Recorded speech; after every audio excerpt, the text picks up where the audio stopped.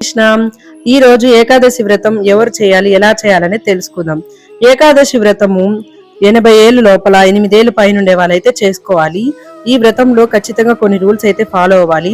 ప్రతి ఒక్కరూ ఏకాదశి రోజు ఖచ్చితంగా ఒక వైష్ణవాలయాన్ని అయితే సందర్శించాలి. కృష్ణుడి జపం చేయాలి, భగవద్గీత శ్లోకాలు చదవాలి.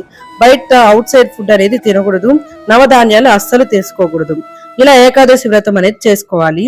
ఇంకా ఏకాదశి వ్రతం ఎలా పూర్తి చేసుకోవాలంటే మరుసటి తిథి రోజు అంటే ద్వాదశి తిథి ఆ రోజు ఉదయాన్నే లేచి కృష్ణుడి కోసం ఒక అన్నప్రసాదాన్ని చేసి ఆ అన్నప్రసాదాన్ని ఆయనకి సమర్పించి పూజ చేసి కృష్ణుడికి చేసిన అన్నప్రసాదాన్ని మనం స్వీకరించినప్పుడు ఏకాదశి వ్రతం అనేది పూర్తవుతుంది. ఈ విధంగా ప్రతి ఏకాదశికి చేసుకోవాలి.